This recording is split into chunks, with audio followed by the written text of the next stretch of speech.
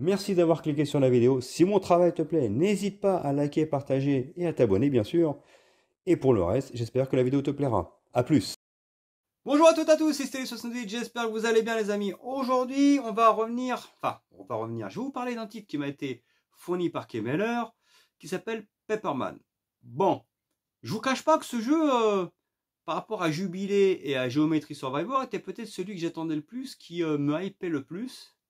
Avec ce titre un petit peu hommage au jeu de plateforme à l'ancienne, voire clairement en essayant de surfer sur la vague Super Mario, soyons tout à fait honnêtes.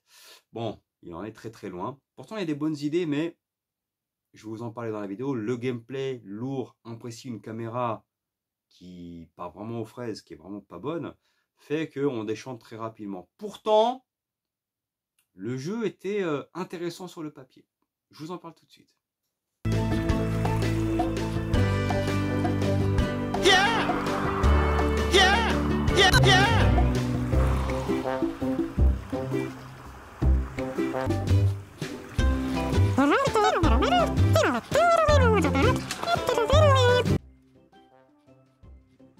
Alors les amis, ce Pepperman se présentait sous les meilleurs auspices. Au début, voilà, petite vidéo simple, hein, tu sais que c'est un jeu de plateforme, c'est pas le scénario qui va mériter un Oscar.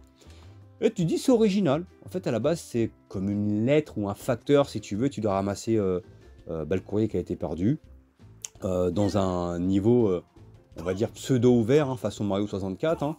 Tu te dis l'hommage Mario est clair, mais ça peut être sympathique si c'est bien fait.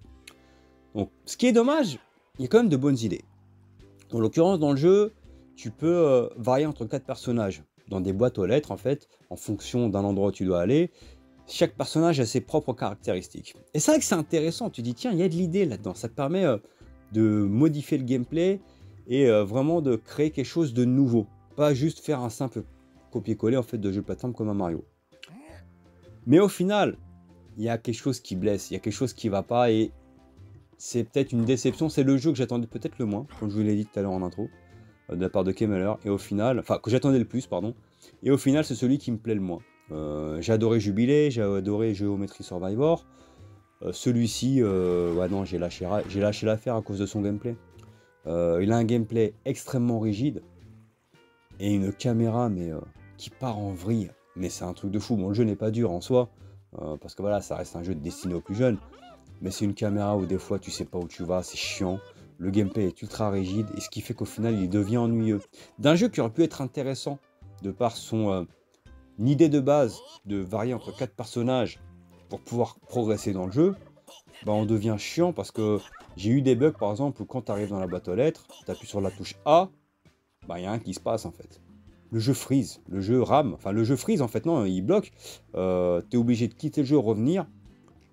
Donc en fait, pour continuer, ça m'est arrivé 2-3 fois, je trouve ça pénible. Donc pour moi, c'est un bug qui n'a pas été corrigé. Donc déjà, tu as ce bug-là, où le personnage, en fait, tu peux pas l'avoir parce que le jeu, il freeze. D'accord? Tu restes sur l'écran, si tu bouges plus, tu as beau appuyer sur A, tu as beau appuyer sur Star, il n'y a plus rien qui s'affiche, tu es obligé de quitter le jeu et le relancer. Bon, pour un jeu indé, ça fait tâche.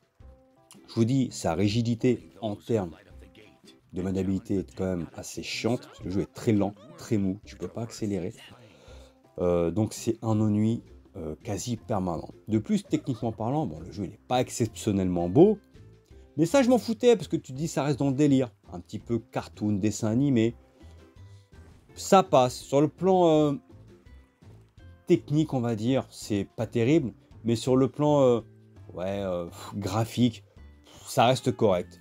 C'est juste dommage que ce gameplay soit mou et ça me donne pas envie d'aller de l'avant, tout simplement. Donc, il y avait de l'idée. C'est un jeu qui avait vraiment un vrai potentiel, malheureusement gâché par son gameplay, par sa lenteur et par son ennui. Et bon, c'est vrai qu'à un moment donné, quand tu veux faire un jeu de plateforme pour rivaliser avec Mario, tu te dois de faire un truc quand même un peu plus dynamique, quoi.